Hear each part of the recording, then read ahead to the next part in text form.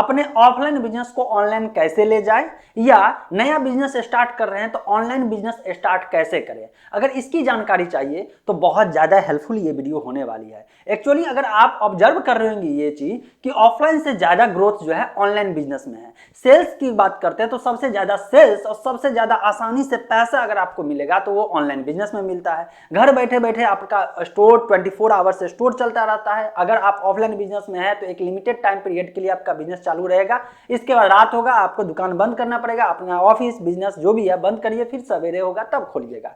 लेकिन अगर online business रहता है तो 24 आवर्स कस्टमर पूरे दुनिया से कहीं से भी ऑर्डर कर सकता है और कभी भी ऑर्डर कर सकता है।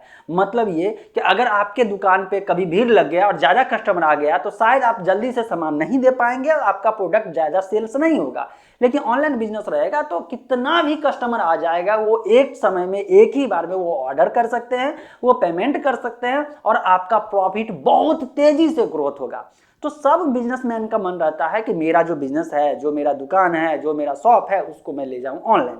लेकिन उनको प्रोसेस मालूम नहीं रहता है। वो सोचते हैं किसी के पास जाऊं, इसके बाद अच्छा मोटा रकम दूं और तभी जाकर के मेरा बिजनेस ऑनलाइन होगा। लेकिन अगर आपको जानकारी होगा तो या तो खुद से कर सकते हैं, या जब आप ऑनलाइन स्टोर करवाएंगे किसी से तो आपको पता रहेगा कि इससे ज़्यादा खर्चा नहीं होने वाला है और इससे ज़्यादा पैसा देना भी नहीं होता है। तो सबसे पहली बात है, जब बिजनेस ऑनलाइन कर रहे हैं तो आपको रिक्वायरमेंट क्या क्या होता है ये तो समझ लें, और उस रिक्वायरमेंट के लिए कितना खर्चा करना पड़ता है ये भी समझ लेंगे, और वो काम करने के लिए प्रोसेस क्या है फिर ये समझेंगे। राइट।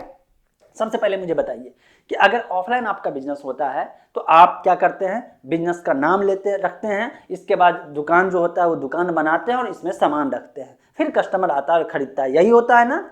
अब ऑनलाइन बिजनेस के लिए करने के लिए अगर आपको करना है तो यहाँ पे भी आपको एक नेम खरीदना पड़ेगा जिसको डोमेन नेम कहते हैं। डोमेन नेम वही वाला जैसे www, जैसे मेरा www.tkg.com, या वीडियो अगर यूट्यूब पे देख रहे हैं तो www.youtube.com, www.facebook.com। तो ये जो होता है ना ये सब डोमेन नेम होता है। ये आपको पता है ऑफर में 100 रुपया के अंदर 1 साल के लिए मिल जाएगा, और नहीं ऑफर में लेंगे और ऑफर नहीं रहेगा तो आपको जो है बहुत हो गया तो 1 साल के लिए 800 से 900 रुपया देना पड़ेगा, इससे ज्यादा खर्च नहीं पड़ता है।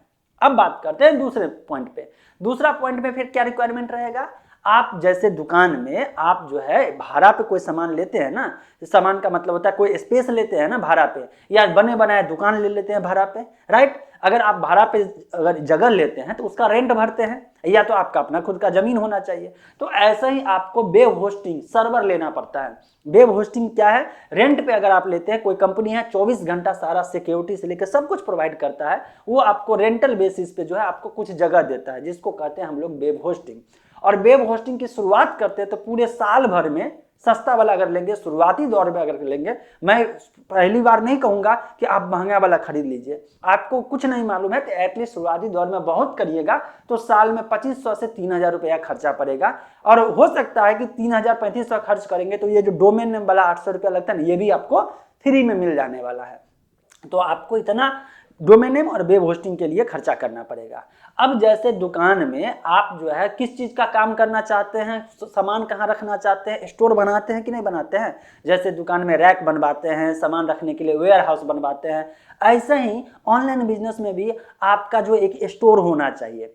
अब मेन पॉइंट पे आते हैं कि जब स्टोर की बात है तो ऑनलाइन स्टोर कैसे बनाएंगे। स्टोर वही होता है जैसे कि आपका जो है वहाँ पे प्रोडक्ट लिखा रहेगा, प्रोडक्ट का फोटो रहेगा, प्रोडक्ट कितने प्राइस का है, कोई ऑर्डर करेगा, ऐड टू कार्ट करेगा, ऑर्डर के बाद पेमेंट करेगा, पेमेंट के बाद आपको सारा कुछ रिसीव होगा पेमेंट। तो ये सारे प्रोसेस में मतलब कि कितना ऑर्डर हुआ, कितना सामान स्टॉक में है, ये सब कुछ करने के लिए आपको एक स्टोर तो चाहिए ना।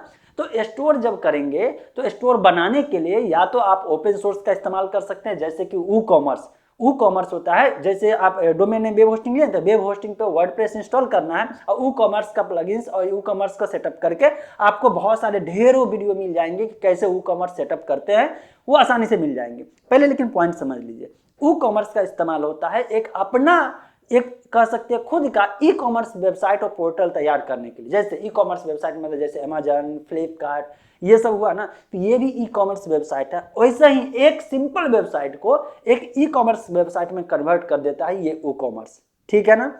अब इतना हो गया। अब इसके बाद आपको क्या करना है, अब आपका हो गया बिजनेस ऑनलाइन स्टोर रेडी।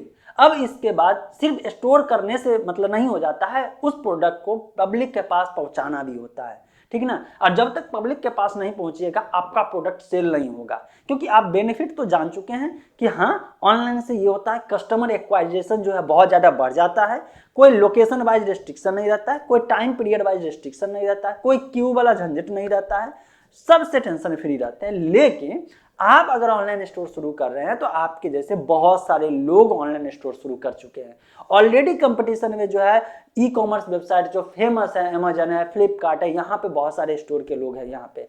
तो अब आपको मन में एक और सवाल आता होगा कि इतना सब करने के बाद कस्टमर तक नहीं पहुंच पाए तो बहुत ज्यादा दिक्कत हो जाएगा। तो दूसरा रास्ता क्या है? दूसरा रास्ता यह है कि जो लोग पहले से रेडीमेड स्टोर बना के रखे हुए, ये जो मैंने आपको तरीका बताया डोमेन वेब होस्टिंग, ये खुद का अपना स्टोर बनाने के लिए, कंप्लीट आपका ब्रांडिंग करना है उसके लिए।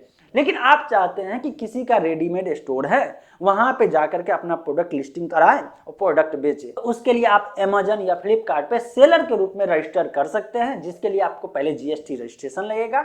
और जब रजिस्ट्रेशन कर लेंगे, अप्रूवल मिल जाएगा, आपका जो है सारा सिक्योरिटी वाला जो है सिक्योरिटी डिपॉजिट ये सब क्लियर हो जाएगा, इसके बाद आप अपने प्रोडक्ट को अमेजन पे भी लिस्टिंग कर सकते हो। तो ये आपका चॉइस है कि आप अपना खुद का स्टोर बना करके प्रोडक्ट जो है मतलब लोगों तक पहुंचाए और सेल्स करे, या आपको लगता है कि नहीं आसानी से अमेजन पे कर लेंगे, फ्लिपकार्ट कर लेंगे, तो फ्लिपकार्ट पे कर सकते हैं।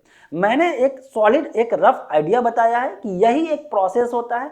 इससे आगे और भी जानकारी चाहिए कि कस्टमर तक कैसे पहुंचे, डिजिटल प्रचार कैसे करें। आप अपने बिजनेस चालू कर लिए तो वो जो है आप प्रचार कैसे कर सकते हैं। देखिए इस सब के साथ साथ एक और आप काम कर सकते हैं कि फेसबुक है, तो फेसबुक पे भी प्रोडक्ट लिस्टिंग के लिए है, वहां पे भी सेल्स कर सकते हैं। तो ये सब अलग अलग जगह स्टोर बना हुआ रहता है, जहां पे आप अपना खुद का जो है फ्री में, कहीं पे पेड रहता है, वहां पे खुद का स्टोर बनाए, एक जगह ले और वहां से प्रोडक्ट आप सेलिंग करना शुरू कर सकते हैं। तो मैंने आपको इस वीडियो में ये बताया कि अगर आपका बिजनेस अभी फिलहाल ऑफलाइन है, चाहे कोई भी बिजनेस हो, चाहे एक इंस्टीट्यूशन हो, चाहे आपका कोई कोचिंग क्लास चल रहा हो, चाहे आपका कोई दुकान होगा, कोई प्रोडक्ट सेल कर रहे होंगे, कुछ भी होगा, अगर आपको ऑफलाइन से ऑनलाइन ले जा रहे हैं तो आपको 2-3 चीज चाहिए, डोमेन नेम, वेब होस्टिंग, और इसके बाद जो प्लेटफॉर्म यूज कर रहे हैं जैसे कि वर्डप्रेस हो गया, ई कॉमर्स हो गया, तो ये सब तो आपको चाहिए। रफ आइडिया मिल गया ना? ये वीडियो काम का लगा, 1% भी बेनिफिट पहुंचाया? अगर हाँ तो कमेंट में यस लिखिएगा और साथ में वीडियो को शेयर कर दीजिए।